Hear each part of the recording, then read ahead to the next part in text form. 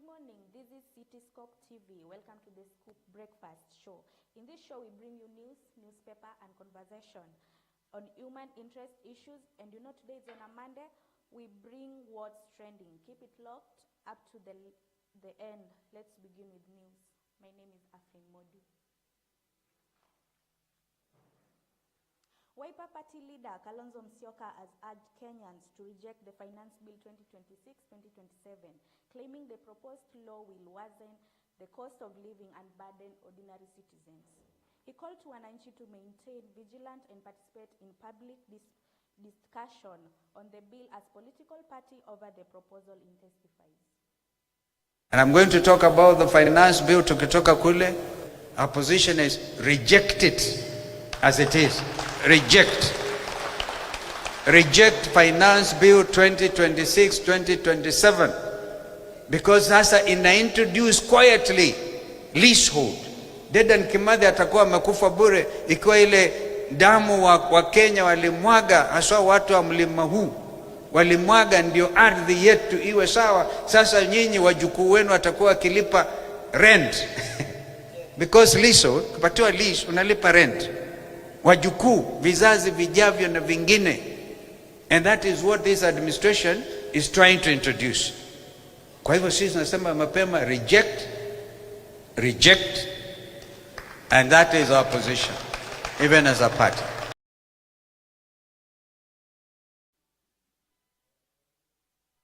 Democratic Party leader Justin Muturi has alleged that President William Ruto may have found it easier to engage some matatu operators, including Albert Karakacha, due to an ongoing court case involving the MOA chairperson. Muturi raised concern over possible pressure and influence on the matter. There are no instruments. There are no instruments. There was no agreement. Hakukuwa na contract? Nothing. So the agreement between Baba and the UDA party was word of mouth? Gentlemen, it was not even an agreement. These characters had already. Barasa, Barasa.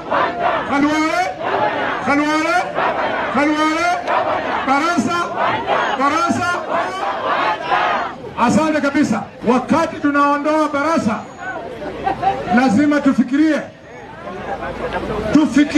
wakati tunaondoza Barasa. Si Barasa anaenda one time. Wakati tunamtoa lazima tujiulize vile tunamtoa tunaweka nani.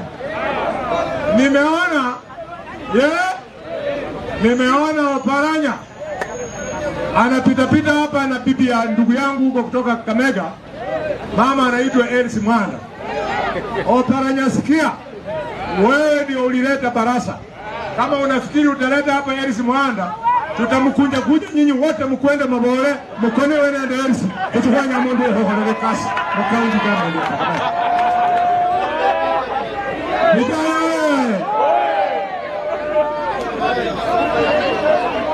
Ndio ninamuomba Kakamega hii mtu ambaye ako na uzoefu ya uongozi kuliko mtu mwingine yote ni Shindo Imbuli Umutaka Dr. Boni Allah.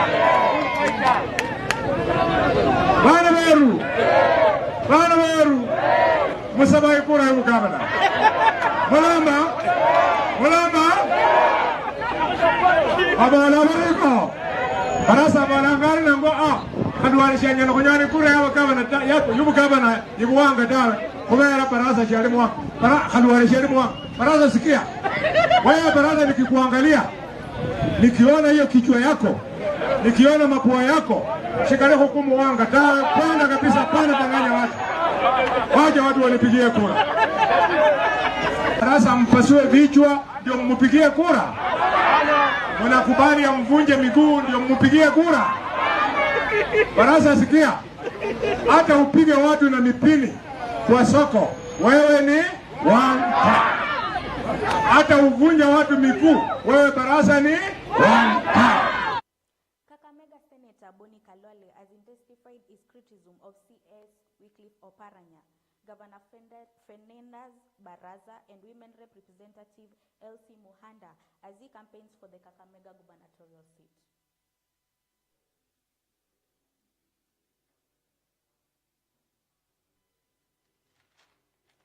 Treasurer Cabinet Secretary John Mbadi has opposed the ongoing political intolerance. He said it's very shameful that people risk being attacked or even killed for supporting different political leaders in some regions in the country. CS Mbadi is now calling for tolerance and peaceful coexistence despite political difference. It is a shame that there are some people in some regions of this country where if you don't agree with the person they are supporting, then you have to be killed. That the mere fact that you put a tattoo of someone they don't want, you are burnt to death. That must be condemned, that should not be tolerated, and those people must be called out for what it is. And their leaders have not even condemned that act. It is because they are supporting such act. These are not people we can be friends with. I want to beseech you, the people from this region, that our only way is to support the government of President Ruto up to 2032. Because after 2032, we are ready to produce the 6th President of the Republic of Kenya. Yawa donge benda wacho. Donge kora lunga tanmeli. Homa Bay County Governor Gladys Wanga has recommended the youth from Nyanza for not participating in the protest speaking during an ODM rally. Wanga said it's now the time for other tribes to fight and know the people from Nyanza who have never known for protest over a long time. Mimi nataka kusema asante kwa vijana wetu. Kwa sababu mlisema ya kwamba viongozi wetu wacha wapiganie hiyo maneno ya mafuta. Si nyinyi muende tena kuharibu mali ya watu, kwa sababu sisi miaka yote tumeitwa, sisi ni wakung'oa reli, sisi wakupiga mawe, sisi wakufanya nini, sijui wakufanya nini. Mara hii wacha wengine pia wafanye hiyo kazi. Wacha wengine pia wafanye hiyo kazi, wa vijana wetu hawatauawa tena. Kosona ngojo turua. Kosona ngojo turua. Achaka nejo ODM manka fwana gino fwana vudu. DJ Kedum Kalungo Mbadi Nyanga dino. On the other hand, Acting Secretary General of ODM Party, Catherine Omanyi, has opposed protests. Omanyi added that they are resisting maandamano and they want to grab an opportunity of development, claiming that the late Honorable Raila Odinga left the people of ODM in the broad-based government and they are not going to seek another government elsewhere. Yes. The comfort zone of maandamano was so easy.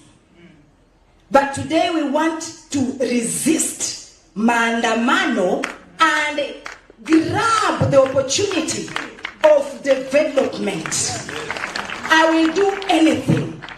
Baba left us in broad-based government. How then do we leave the government to go and seek the government? I do not want to be in Hosea's book, being the one being described as my people perish for lack of what?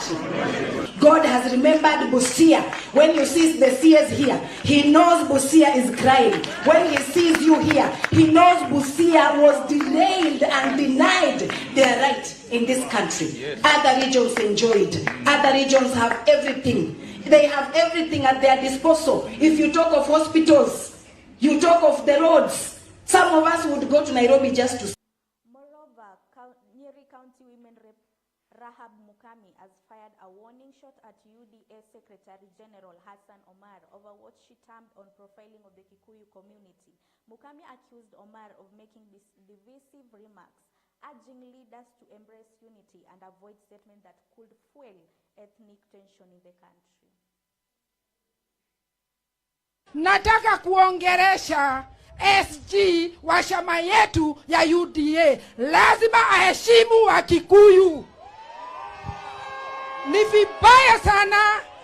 vibaya sana, munadisikiza.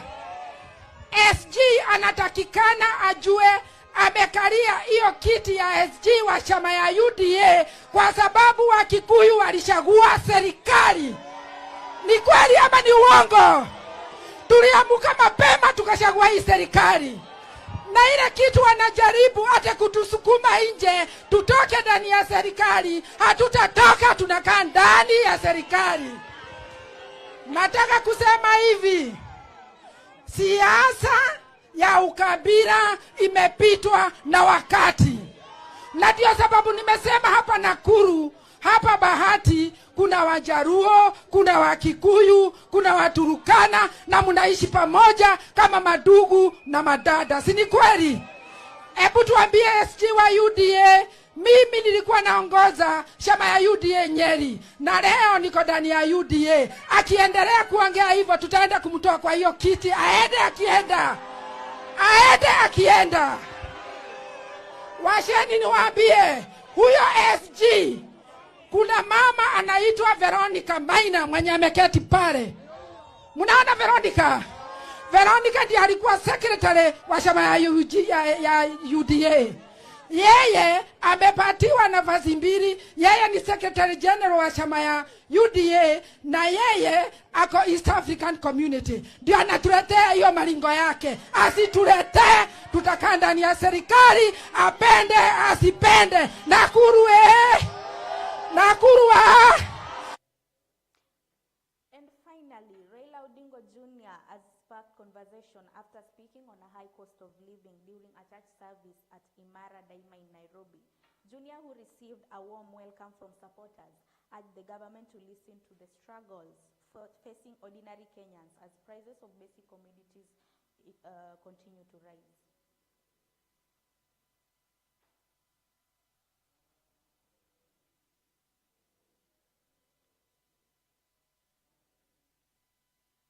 Sorry for the error. Finally, Raila Odinga Jr. has sparked conversation after speaking on the high cost of living during a church service at Imara Daima in Nairobi. Jr., who received a warm welcome from supporters, urged the government to listen to struggles facing ordinary Kenyans as prices of basic commodities continue to rise. Isaya 1:18. Njoo tuongee pamoja. Si ndio? Na ni kweli. Tunajua siku hizi. Haya basi, mtaongea au nitaongea? Haya. Tunajua siku hizi maisha imekuwa ngumu kidogo. Na sio kidogo, imekuwa ngumu. Na vile tulikuwa na baba alikuwa msema ukweli. Alikuwa mtu wa kututetea sisi wote. Ni kweli? Na hakuwa na shida na kusema saa zile bei za vitu zimepanda, baba ndo alikuwa wa kwanza kusema. Lakini baba pia alikuwa mtu wa amani. Na alikuwa mtu wa mazungumzo. Yes. Kitu yake ya kwanza haikuwa kuvita, ilikuwa kuzungumuza kwa utaratibu, ili sisi wananchi tupate pia bidhaa na nafasi. Ni kweli au si kweli? Yes. Let's have a short commercial break. When we come back, we bring you our review on our daily news.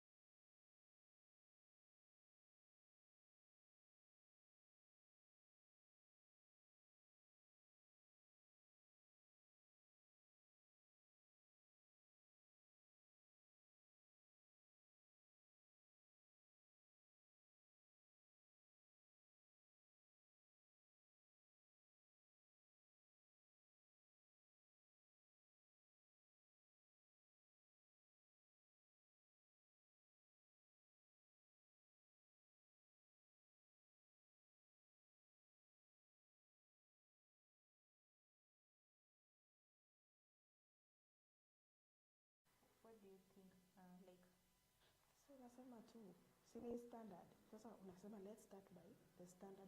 What do you think what do you think the security should be told? Because what they do leaving the president this and this. Tukianza explain hii itapita. Si unasema is sleeping on the job. Na hiyo ndio tunataka kuambia watu what does it mean hiyo maana ya hiki. Then after that tunaenda kwa another headline. Information. Aya.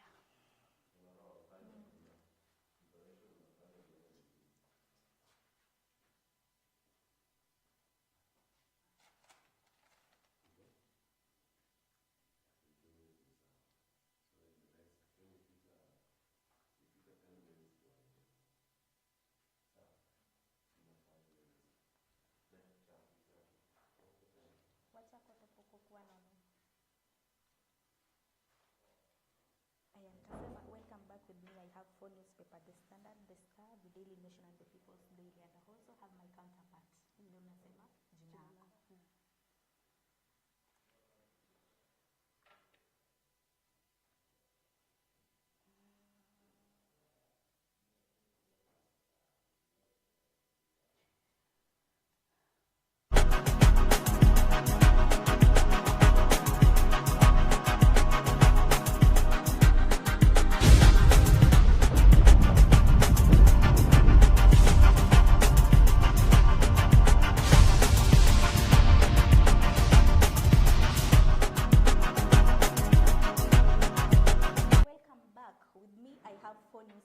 The Standard, The Star, The Daily Nation, and The People's Daily. And I also have my counterparts. My name is Winnie Odhiambo. Tune in for more information. So we'll start with The Standard. The headline for The Standard is sleeping on the job. Winnie, what can you say about this headline, sleeping on the job? Okay, sleeping on the job. This just means the security should be alert. If we see what happened yesterday, there is a resident who bridged to President William Ruto. That means the security for the president was not alert by then. Then I thank the security management for doing a reshuffle for that. That's what I think. Yeah. And the second one, you're going to The Star.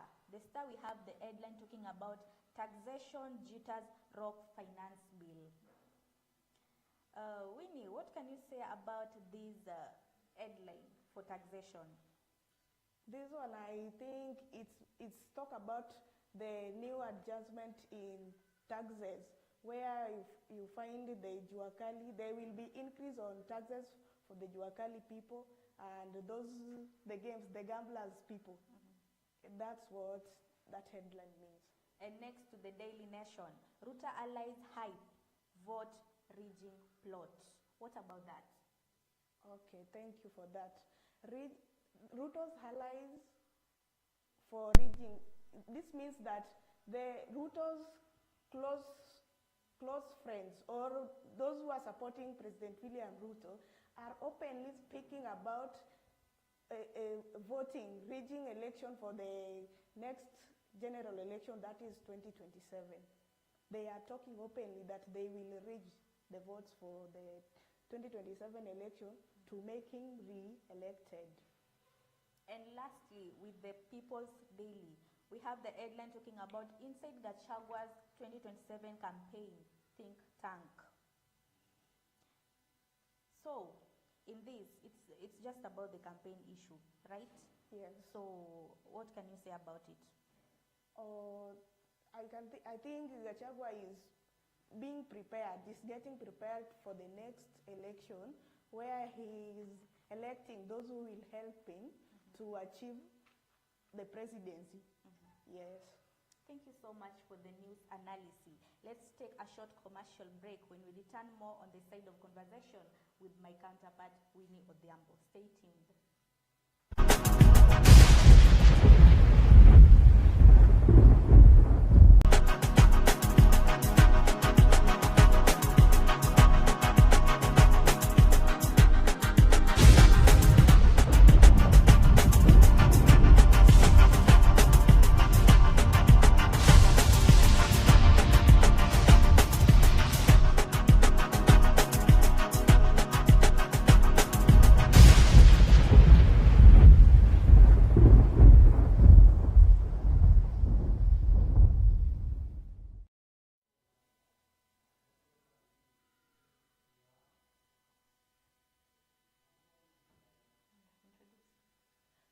thank you. You are still on Cityscope Scope Breakfast. Welcome back to this third segment, where we are focused on the human interest stories. And today we focus on the ODM issues. That brings us to a task that is ODM divided or strategic? So, Aflin, if I may ask, is ODM divided or strategic?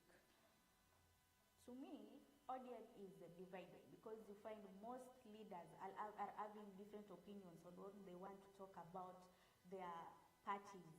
And at a point, you find that the historical use circulated political approach under Raila Odinga, the party of the opposition member, appears more confrontational because you don't know if they're still going to stand with the party or not. And most probably, we are also approaching the elections.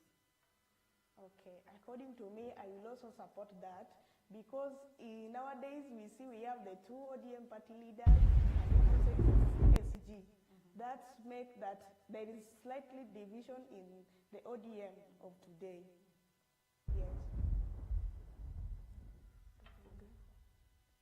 Okay, we are going for a short commercial break and we will be back onto we will be back with the most trending news that happened in the weekend. Thank you.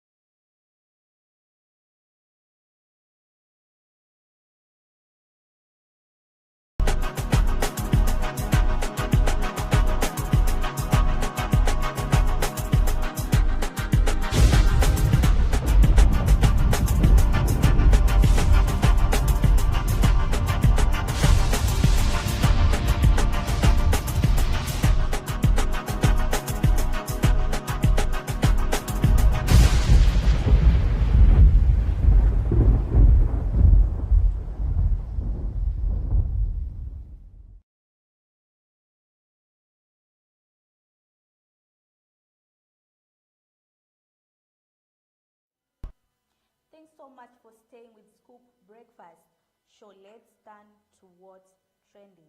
I know we both heard about what Apostle Ng'ang'a did. He decided to construct new song in the town with Mafuta Ipande album and throwing weight to his believers who turned the event a dance tune moments. Winnie, what can you say about Ng'ang'a is portraying? Let's have a look at what he did.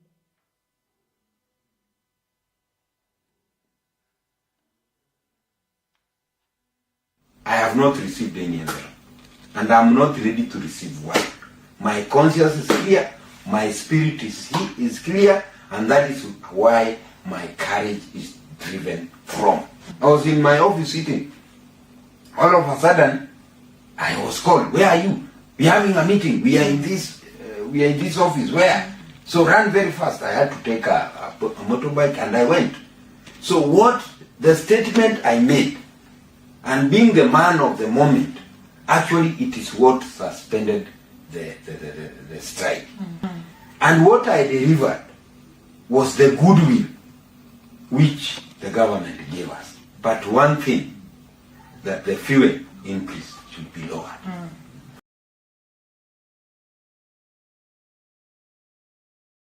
What do you think Ng'ang'a is portraying on your side? I think Pastor Ng'ang'a is trying to say that people are really tired. Either they should go to heaven, not just staying here, where things are the prices of commodities or goods are being raised. Yeah. That's so funny though. Amona also decided to kuchoma bed in a funeral during his submission. Then the deceased story, however, instead of giving back the microphone, he threw it on the ground. Let's have a look on what happened. Kuja hapa. Mimi siishi hapa. Nimetoka mbali sana. Nilikuja hapa dada yangu nikija kwa Wachomba hapa babi chacha hapa kwa Mchomba anaenda Murugusu. Nikakuja kwa baba yake kuku kubwa sana nikakula. Sasa nampenda sana Kezia. Tata yangu lala salama. Huyu ni tata yangu lala salama Kezia. Lakini mimi naomba tu tuheshimiane. Kanisa tuheshimiane. Sisi ndio tunasikia uchungu na maana tata yangu amekufa. Nyinyi mtaongea mnaenda. Haya. Kwa hivyo mimi ndiye nimekupea nafasi ndugu. Leta. Kwa hivyo tata amekufa na mnaongea uchungu nini? haya. Perhaps Winnie, this one was your uncle. What would you have done? I think I will support that one because people should be given enough time to mourn their relative. That was right.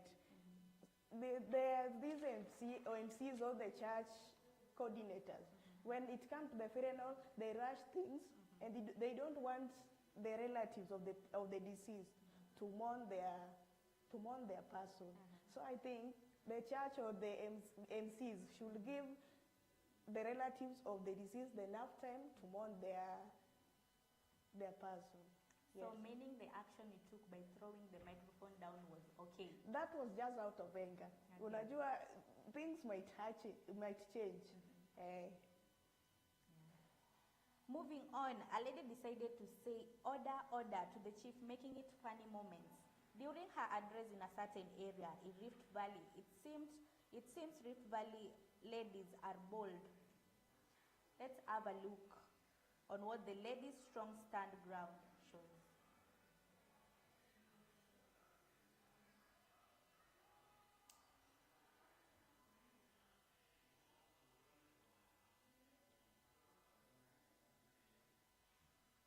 Hiyo ya lady ako nayo kweli?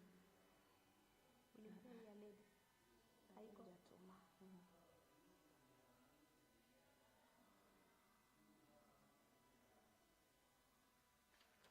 Karibu 5 mane.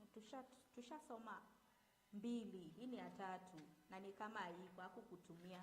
Tushasoma hiyo ya Pastor Ng'ang'a na tukasoma hiyo ya Amona decided to throw a microphone.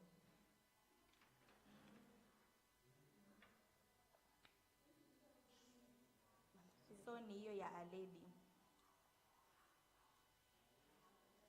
And then kuna hiyo ya lady na hiyo ya matatu. Sawa, acha basi nisome hiyo.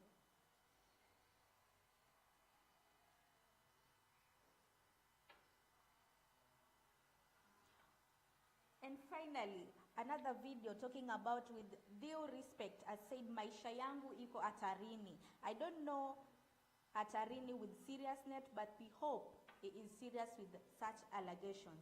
Let's have a look on it.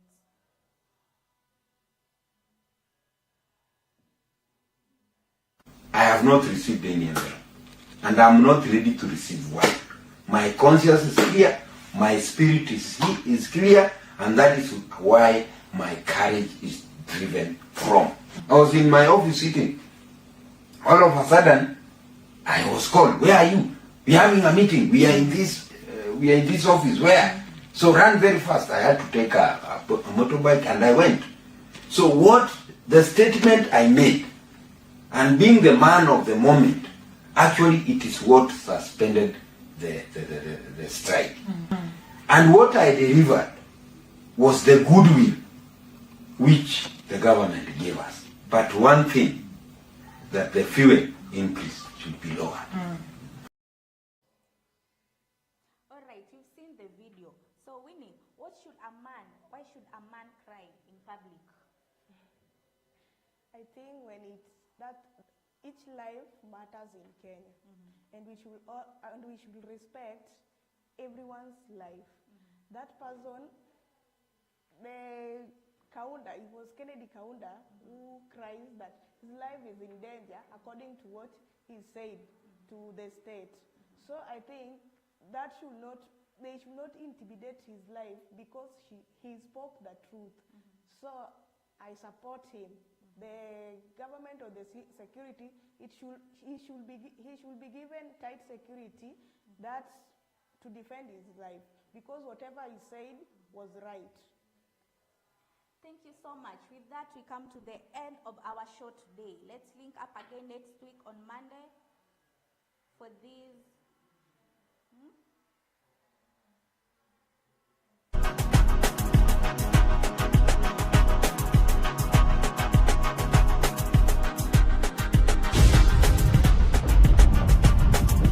For these, and my name is Afin Modi with my counterpart, Winnie Odhiambo.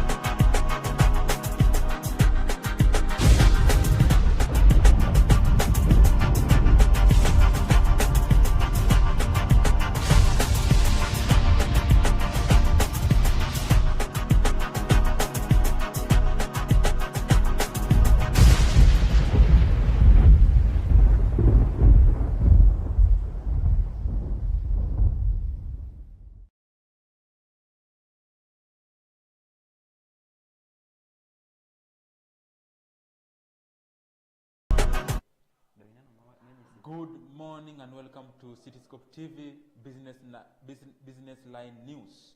Today we bring you both the business around the country, how the business look, the look of business today. And today we are going to measure on finance bill. I'm your host, Azara Sagai.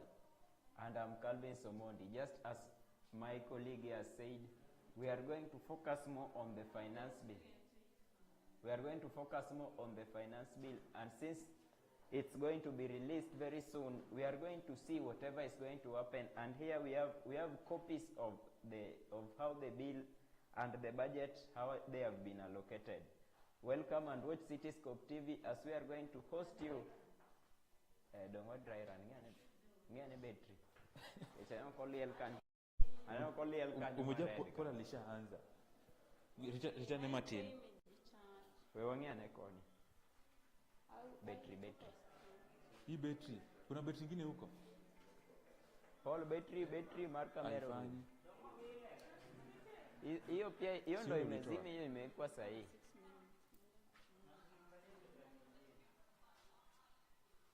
Balazara sijui wako dry run bwana. Sio nyime. Koro wacha hogigine nini? Koro Finance Bill 2024 ni. Koro wako dry run yesterday. Finance Bill 2024 was withdrawn. Casto care can to marinate stereo. Wengi anekoni kumana ngiko kechan kaki. Bana neno weta. Magi kimoro no pay mo bwana. Dai. Bana. First time ano kuru picha wala lozi bwana. Picha no oro but koro posta nano kete gine. Oketo nini morning show.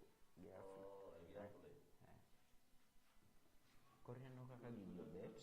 Picha na dog gine. Adua Mario bet nani? Leo kamara ko ema to biro next. Look at what is happening to you in this bill. Odonje car phone and pesa fees. Ko akanya to be your next phone is getting more expensive. Casto the one nobody is talking about loudly. Casto M-Pesa history mano care power to use your M-Pesa history. Manyiso ni dio return. Watch on returns. Chagogi Finance Bill 2024 donge. Very good. 2024 Sakoro Mai Kaito Nidia phone. Kia kanya tidia your next phone ma. Your next Duma phone. Kaito your next bill, your bill proposed. Casto kia imano kia your next phone. Your next phone there you go. Kaito. It's more expensive. Casto the one nobody is talking about loudly enough. And then the salary relief you are promised gone. Alafu your M-Pesa fees are going up. You go pay kani hapa. And then your rent is going up. Your rent. First, understand what this bill actually is. It is a debt repayment bill dressed up as tax reform. They are calling it tax reform. It is not. It is a debt repayment bill. First understand. Mana ongego ya tauro nigo. Doma koro for 2024 is withdrawn. It's withdrawn. It was withdrawn in parliament. Mayena ongego. Koro ntie maongego to ntie myo. Meki podero ibe malo. Magito the same na crop gi. But tie moko ma Paul Patrick ongego. You know ma interego. En maginene. Koro kwa ya kanyine koro kukochopo man go tiongego to manan ma de somo. Kasti bidding yo meki go kiwinjo mapok wasomo to koro discuss ma mondo ngire tich mayot. Koro dongie kaka wadhi chako gi was withdrawn. Koro Casto MR 2026 was tabled in parliament this month. Most Kenyans have not read it. Koro ineno ka kuma wada chako. Do mwacha gi finance bill. Ineno wada chako gi kaka nobedo red do ene men pin ka. Do koro en mochako kode. The finance bill 2026 was tabled in parliament this month. Casto most Kenyans have not read it. Koro goni we have koro ka wadwacho ni wan gi copy ne like wan gi gimo o highlight wan gi highlights mag gik man gi iye kanyo kaka gi kako odhi affect wa don kwaya kanyo to 2024 kasto wagoni here is how it's been broken down don this is exactly what is in it and what it means for you kasto kwaya kanyo but kanyo nego wadhi kwa sitiko 2024 ni do nikech don what review ma 2024 morning koro wadachako ni mar 2024 nobedo withdrawn after public opposition koro mano happen kane bang' kane Kenyans osedemonstrate koro idhi gonegi nyaparo that 25th June kaka ne oneg ji jok manenie streets kadong koro kwaya kanyo to wadugo korema the finance bill 2026 was stable in parliament this month kasto koro wagoni we know most of you have not read it and here we have a copy of it and what exactly is in it and how and what it means and how it's going to affect each and every one of us kwaya kanyo to koro wagore look at what is happening to you in this bill koro wasomo wang'iyo kaka phone dhibedo more expensive M-Pesa fees uso charges mag transaction dhibedo high rent salary relief kasto KRA can watch your M-Pesa history and assess what you owe every single one of these hits the same person the burden is not shared koro chakre kama gidhi chako show donge kocha nikech mane oda mana oro ne kocha koro kama tumeanza nikech oda mana oro ne dhi kamae mai mokwongo mai mioro ne mokwongo koro to mai mar ariyo kado achako explain ne M-Pesa kama bi tini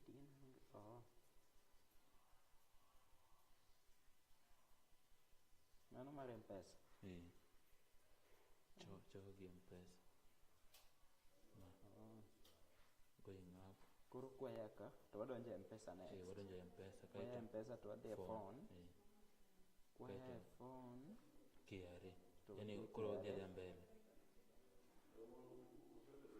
kaito salary relief manyiso ne WhatsApp samoro WhatsApp gipangre ka kiketo gini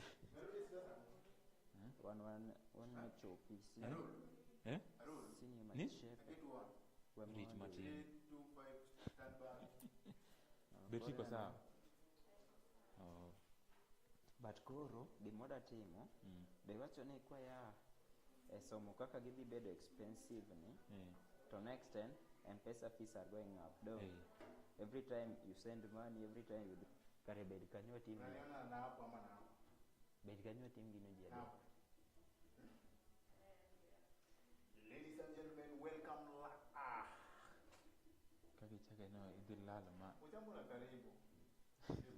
ujambo na karibu katika laini ya biashara business line katika laini ya biashara ambapo tunaenda kuzingatia ama kuangazia masuala na mambo ambayo yanatokana katika finance bill ya 2026 mwendo ni ule katika hii finali Kiswahili mimi nikisimama hapa kwa upande wangu ukisimama hapo ukisimama hapo nikisimama kwenye ekalo meza ningependa kusema kuwa we are going to reject that financial bill do mana gik madwaro ka wani ngeni one journalist okwanya wacho ni wa reject a journalist does not take sides and just sports are the temo kacha a sports are debate ko kan kenda situ koredi nyine mpokunyiso wane waanze mpokunyiso wane waanze umewashine nani kala hakuna kala ingine hapo atekala bana hata andak ma ochal gevon manegi ume onge kodwa ka manegi ume onge kodwa ka ochal gevon okla ladies and gentlemen welcome to business line macha call gray call black trousers anta mana dark between that idwa yecho yani angea mako idwa miasarani idwa miasare site pero de kuro biro to jam kende Omeruda ketebu. Wi-Fi na togole no mabana. Kusojogo no connect the gik na wonge. Yo.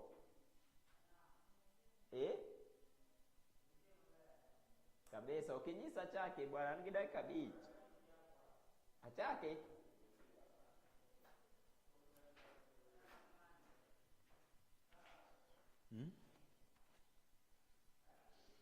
Okawinji anaonge gi earphone aonge uoge azara so wachna. Ano kawinji.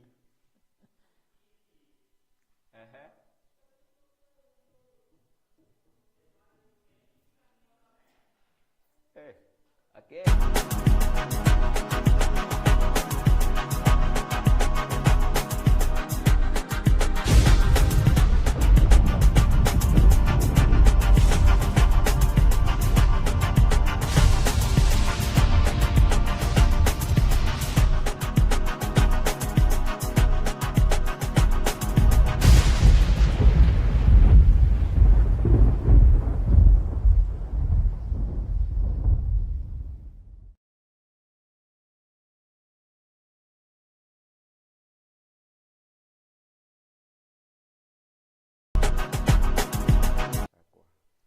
A very good morning to you.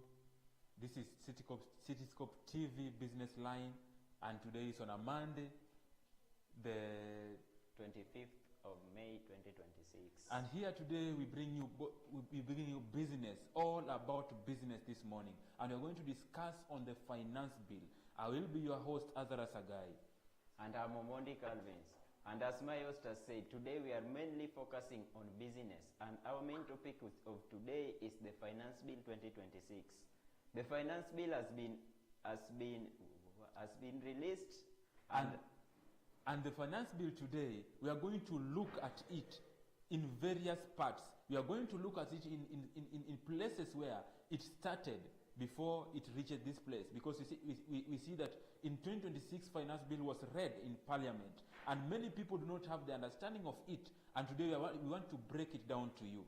And we are going to bring you in details whatever is contained in. To look at how was it in 2024 before the reject thing came about, how people rejected it and how it was.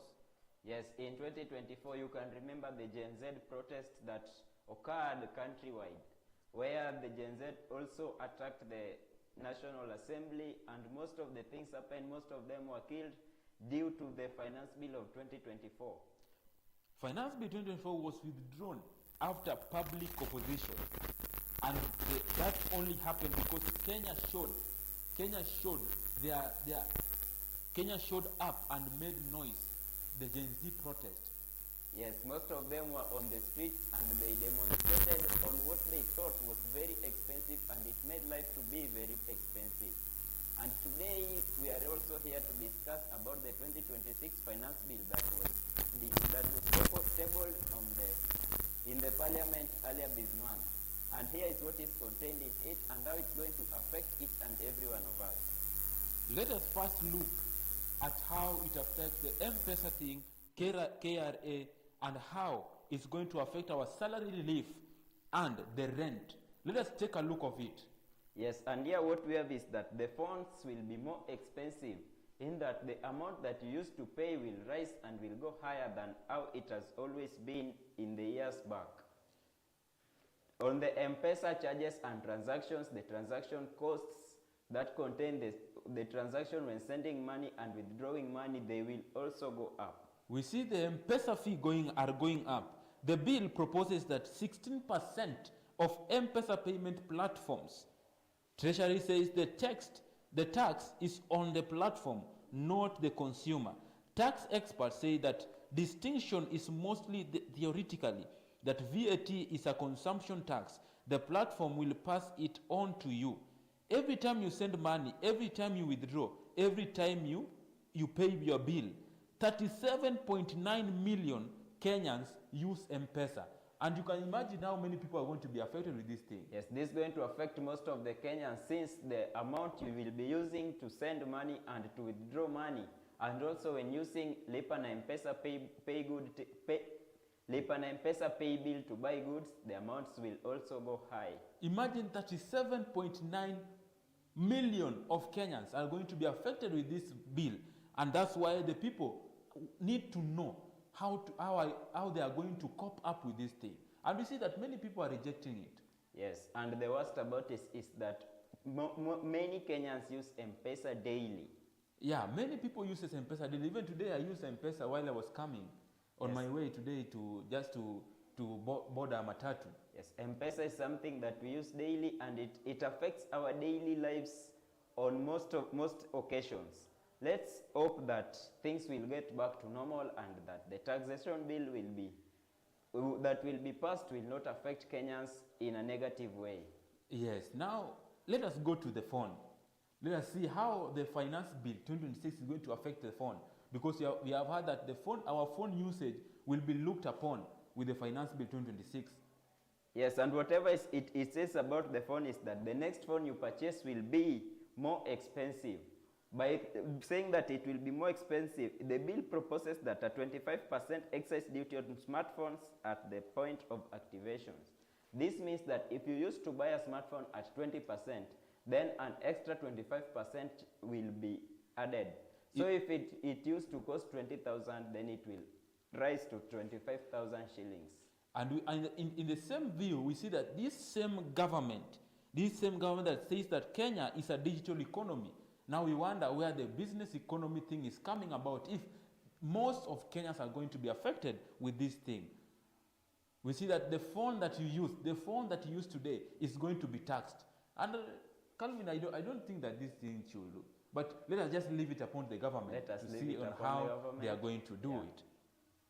And now, let us move to the KRA power, because we see that the KRA has a lot of power upon the taxation thing, because they are the major ones who are conducting this thing of budgeting. Yes, and a country cannot run without KRA, since the taxes that we pay are some of the things that help in the running of the country.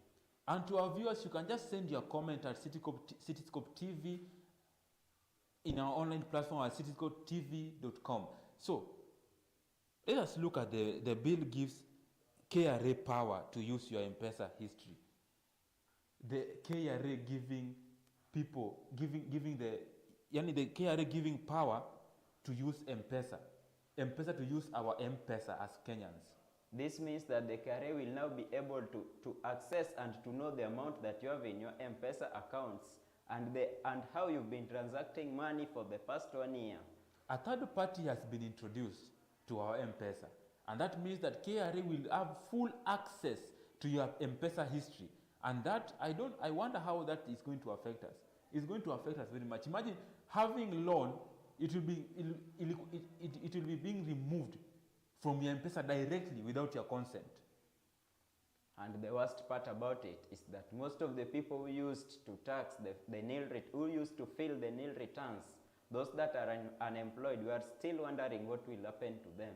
If after the passing of this bill, if they will still continue to file nil returns, or what is it that is going to happen to them? Despite the assessment, they can freeze your asset before your appeal is even heard. Your appeal cannot be heard now. If this thing is passed, then you will not be able to access even your M-Pesa when you are having something with the KRA. KRA has a history of wrong assessment. Account frozen, business disrupted, people who owed nothing. Under the current system, you could fight back before enforcement. But as for now, you cannot even fight back. Yes, and in most cases, we have seen people's accounts being frozen by the KRA. By saying now we'll have full access to your M-Pesa, they will know whatever you have in your account balances and how you've been transacting money. Back to you, our viewer. How do you see this KRA thing and the M-Pesa? How do you see this KRA? Are you in agreement of it, or do you disagree with it?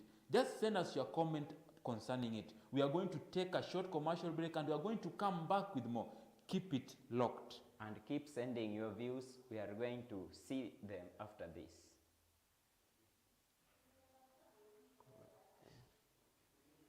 Why am I next? What do happen here?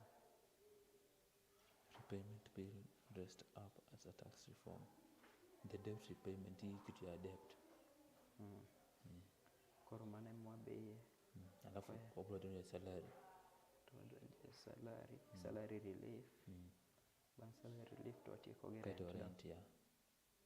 Koso dhie rent, kaito dhie salary. Mode. Koro kawa duogo. Wadhie ineno kose dhie salary. Don salary koro relief jadi bet maonge.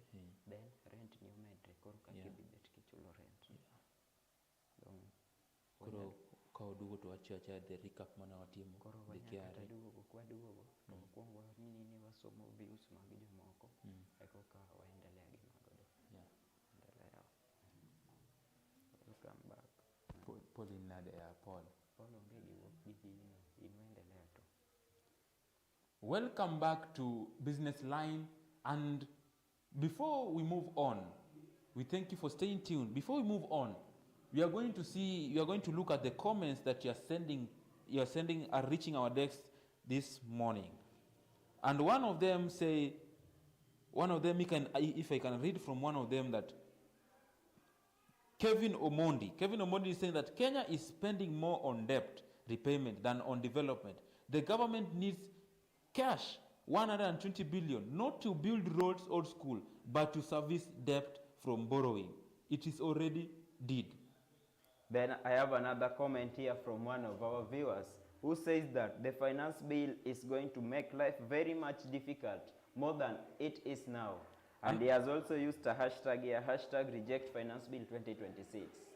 I can see somebody saying that one term. One term. And most of the comments we are receiving here are those that are rejecting the finance bill, as most of the Kenyans feel like. And one of them here is saying that giving KRA full access to your M-Pesa transaction and history is going to be something that's going to be very bad, especially to most of the Kenyans that are unemployed. As somebody is asking, what about those people whose households are down? What about those people whose households are down? And they are going to be affected most. Yeah, they are going to be affected, and we really call upon the government to look at it again. Then also, we have another one here. There is this person who is saying, the Kenyan government, he has written the comment in Swahili. Anasema, government ya Ruto inatufinyilia na huku pia simu pia zinatufinyilia, tunapata mkopa wanatufinyilia na huku kuna watu credit, kuna delight wanatufinyilia huku, unapata simu unafaa kununua na 12,000 unachukua at a cost of 30,000. Sasa hivi wenye wameongeza bill wakaongeza bei na 25%, unashangaa sisi watu tunatumia simu za mkopo tutajisaidiaje? Now let's look at this interesting one, that if I have an M-Kopa phone, I took it on credit 3,500. Now it has been raised. Now I'm not taking it with 3,500 but 5,500. Why? Because the government has imposed this finance bill. No, it can't be me. Yes, to our esteemed viewers, you can continue sending your views to us. We have on our Facebook, Instagram, and Twitter pages at Cityscope TV. You can send your SMSs at 22455. Today we bring you what you should expect in the finance bill as a Kenyan, just for public participation, so that you can send your views. Maybe the county government, the national government can listen to your views. So first understand what is in the bill. That is what we are bringing to you as Business Line. First understand what is actually in the finance bill. They are calling it tax reform. According to the government, they are calling it tax reform. Yes, that's what is being called, but here we know it is not. But it is just a debt repayment bill dressed up as a tax reform. It is a debt. It is a debt reform, how they call it. And Kenya is spending more on debt repayments than Kenyan development. We see that development is not currently going on well in Kenya. And that is alarming to the people of the nation. Now, let us review the salary relief. Salary relief. Because now your salary, there's a way your salary, the government promised salaried workers the pay as you earn relief. Lower tax, more take-home pay. It was in the bill. Yes, and as we have always known, there is always pay as you earn tax relief. to most of the civil workers. In here, they were being taxed. The tax was low, but the money they were taking home was high. This has always been in the bill, but in the current 2026 bill, it has been dropped. Now, the pay as you earn relief has been dropped. Lower tax, more take-home pay, it was in the bill. It is in the bill today, and that has been removed, has been dropped from. And after the dropping of the pay as you earn, we also have that the workers will pay the same tax rate as always, as they have always been paying. And as we have also discussed, you've seen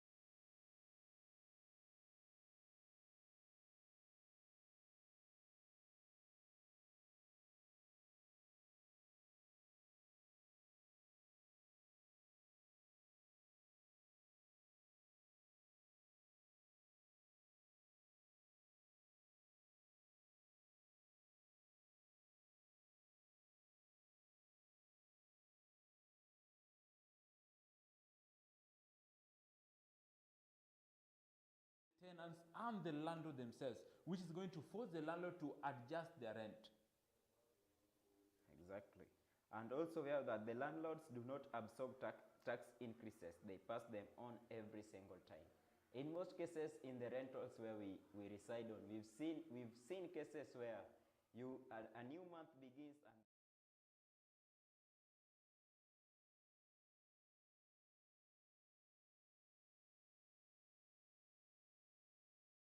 if the bill passes, it's going to be in the bill, then let's expect higher rent payments from the tenants come as from next month, if the bill is passed on by And the to our parliament. viewer, how do you see this rent issue? How do you see this rent issue?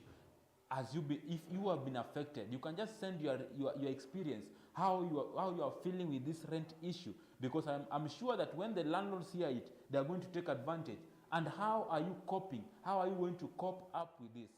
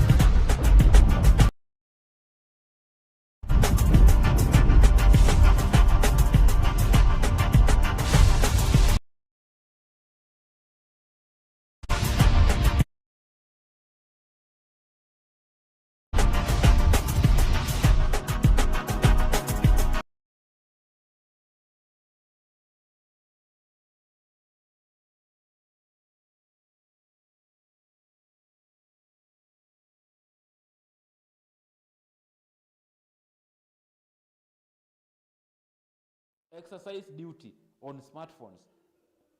At the point of activation, activating your phone, you're being taxed. Activating your phone, you're being taxed. Somebody is sending that to us. Then we also have another comment here.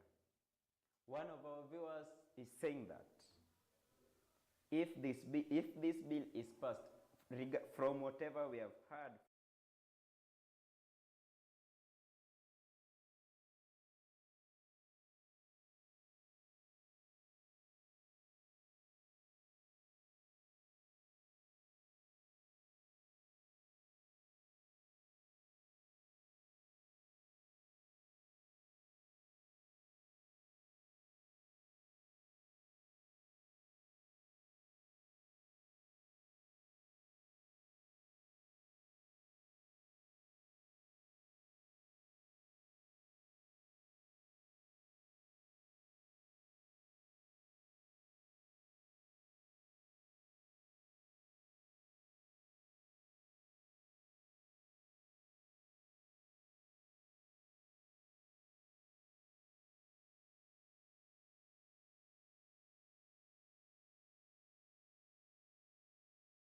we are going to ensure that our cries are heard and that the government does whatever makes life to be appealing for both the ordinary citizens and also to the others. And with that, bring us to the end of Business Line today. And you can still go on and following us. You can just keep on following us on cityscopetv.com. And with that being said, that's the end of our Business Line today. I'm Calvin Somondi. I'm Azaras Okoth. Until we meet again, stay with us.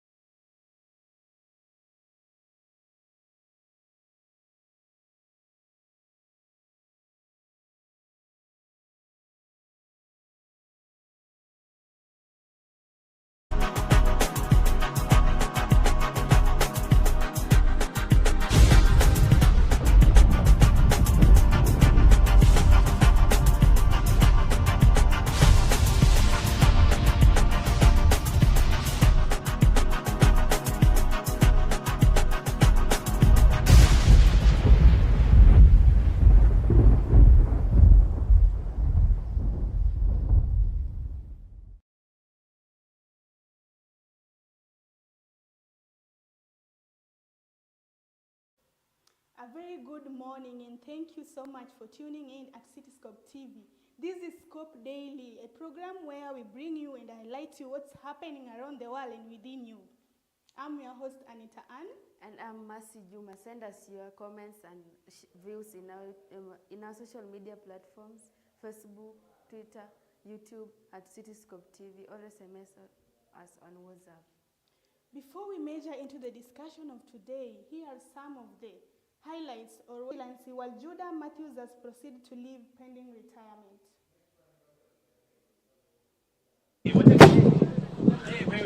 Leave him alone.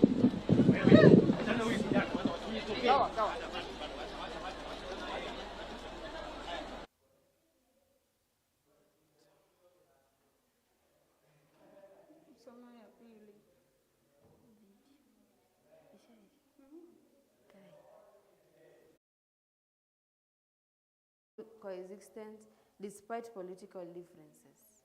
Sunday.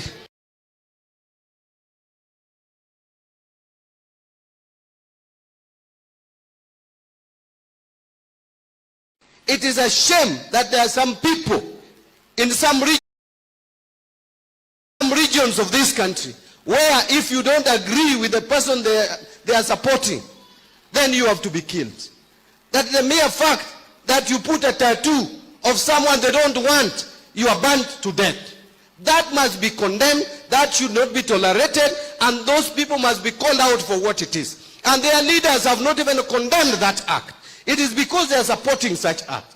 These are not people we can be friends with. I want to beseech you, the people from this region, that our only way is to support the government of President Ruto up to 2032. Because after 2032, we are ready to produce the 6th President of the Republic of Kenya. Yawa donge benda wacho. Donge kora lunga tanmeli. Tandi. Siaya Governor James Orengo has downplayed claims of wrangles within the Linda Mwananchi team between him, Sifuna and Babu. Speaking during an interview in one of the local stations, Orengo claims that such allegations are being fueled by the opponents.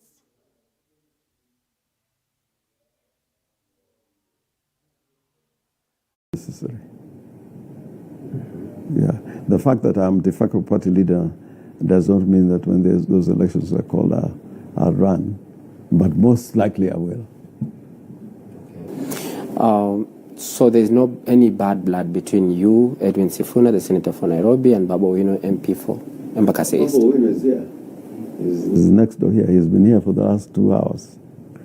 When you came, we were having a meeting with him, and I asked him, please, can you step aside as I have this interview? Today I spoke to Edwin Sifuna. He's in Cape Town. The heartbreaking crisis of missing children has escalated alarmingly. Families live in fear as young lives vanish within some tragically found dead. The statistics shows that the abduction cases is up to 24 children missing daily.